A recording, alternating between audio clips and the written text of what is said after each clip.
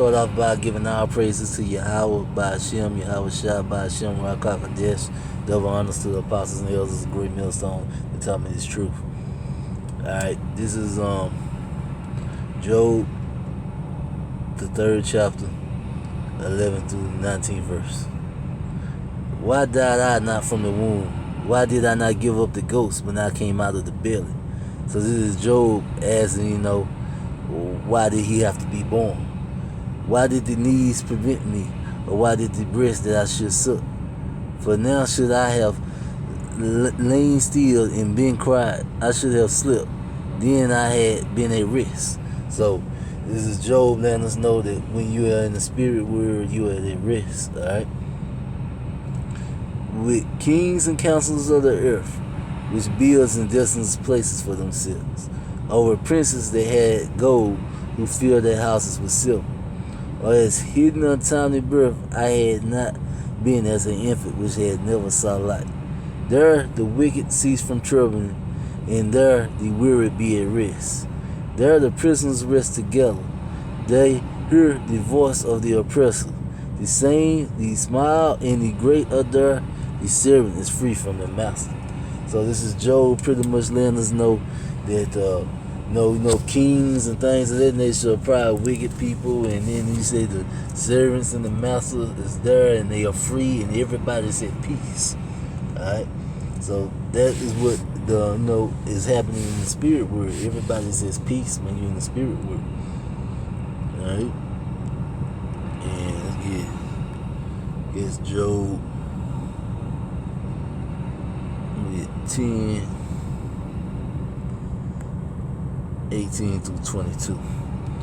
Wherefore then hast thou brought me forth out of the womb, or did I give up the ghost, and know I had seen me? So this is Job again, and asking, why was he brought out of the womb?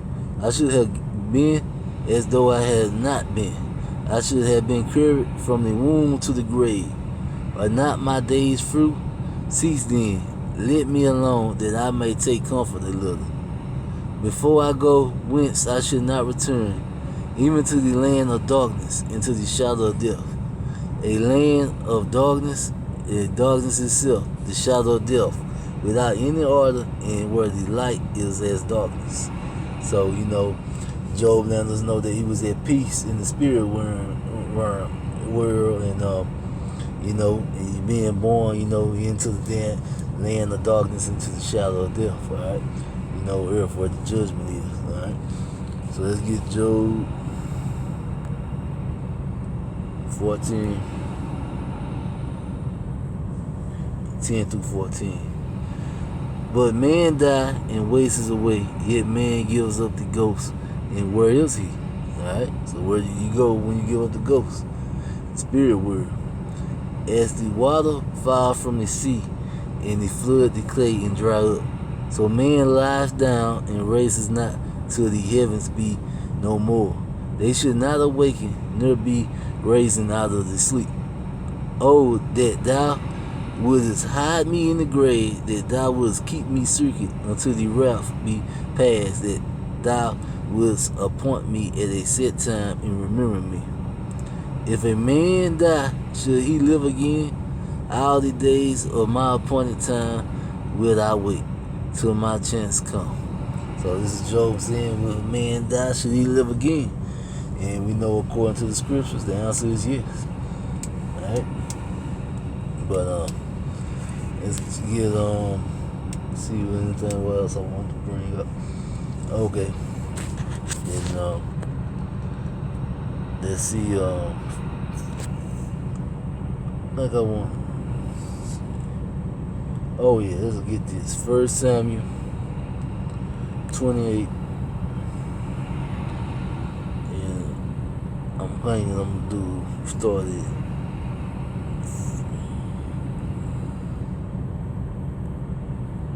Okay, I'm gonna read verses 13 through 19, alright?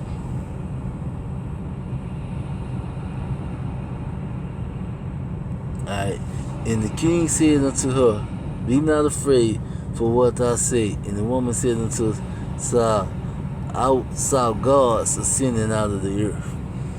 Alright, so we say saw God ascending out of the earth.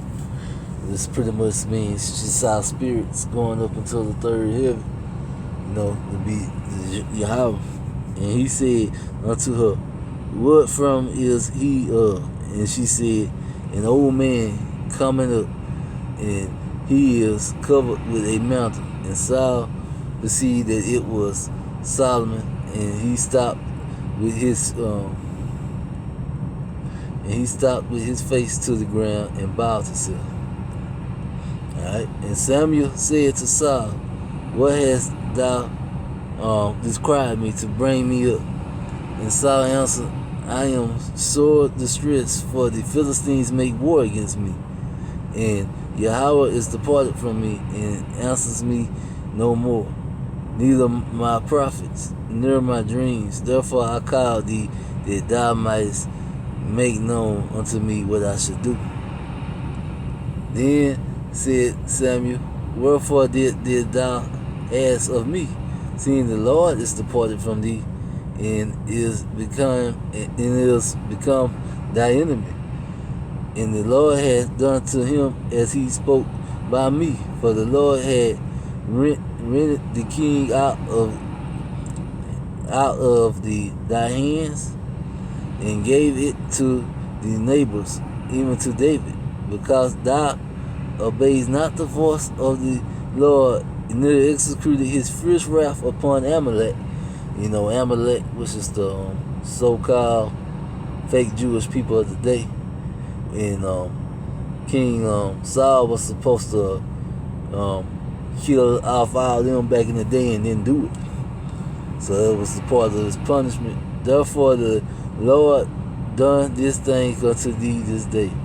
Moreover, the Lord will also deliver Israel with thy hand into the hand of the Philistine, until tomorrow should thou and thy sons be with me. Lord also should deliver the host of Israel into the hands of the Philistines. Alright? So Samuel told Saul that he was going to be with him in the spirit world. And Samuel was a good man and Saul was a wicked man. But in the end, they was going to end up in the same place. So it just shows, I'll go into one place. I'll go before Yahweh to be judged. And then you come back down to earth to live out your judgment. Alright? And I guess, what else do I want to bring? Okay. Let's get, I forgot when I was talking about here to bring up where this false doctrine what people try to use in the Bible to bring up here is Luke the 16th, which is a parable. And as you read it, you see it really ain't got nothing to do with the hell that people try to say it is, right? So I'm just gonna read this and show that this is a parable and it don't really support no hell theory either, even though they try to say it do. Luke 16, starting in the 19th verse. There was a certain rich man which was clothed in purple and fine linen, alright, and fair supplies every day. And there was a certain beggar named Lazarus, which was laid at his gate, full of sores, and desiring to be fed with the crumbs which fell from the rich man's table. Moreover, the dogs came and licked his sores. And it came to pass that the beggar died and was carried by angels to Abraham's bosom. The rich man also died and was buried. In hell he lifted up his eyes, being in torment, and seeing Abraham afar off, and Lazarus in his bosom. And he cried and said, Father Abraham, have mercy on me, and send Lazarus that he might dip the tip of his finger in water and cool my tongue, for I am in torment in the flame. But Abraham said, Son, remember that thou in thy lifetime receivest thou good things, and likewise Lazarus evil things. But now he is comfort, and thou art tormented. And besides all this, between us and you there is a great gulf, so that the so that they which would pass from hence to you cannot, neither can they pass to us that would come from the fence. Then he said, I pray thee, therefore, Father, that thou would send me him to my father's house. Alright? Now, what he was talking about is like it's just showing that, the things that are meant for Israel is for Israel, and you can't pass them back and forth, right? And the good times, the rich man, which is the Edomites, are receiving all the good things on this side, and us, the Israelites, are receiving all the bad. Alright, but in the kingdom, everything's going to switch sides, and they going to receive all the bad, and we're going to receive all the good. And it's a great gulf, which means neither one of us can cross sides. We are on our side, they on our side. So that's what this parable's getting at. Alright?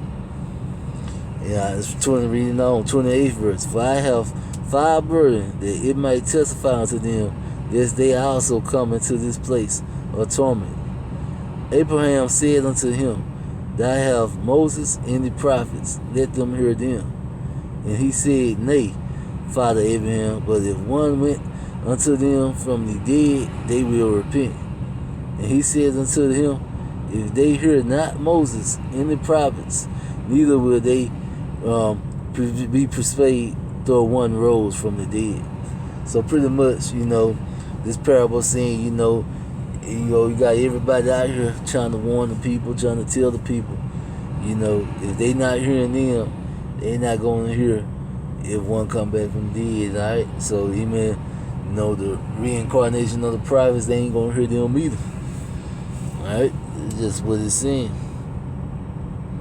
Alright? And, let's see. I guess I'm going to close out with 2 Corinthians 5th chapter, 10 through 11. For we must all appear before the judgment seat of Yahushua, that everyone might receive the things in his body according to that he had done, whether it be good or bad. So we all going to have to appear before the judgment. Knowing therefore the terror of the Lord, we persuade men, but we are made manifest unto Yahweh, and I trust also are made manifest in your circumstances. Alright? So everyone's got to go before the Lord to be judged, right? So we all go unto one place, to Yahweh, to receive the judgment. Then we come back down to earth and we live out the judgment. And with it, Shalom.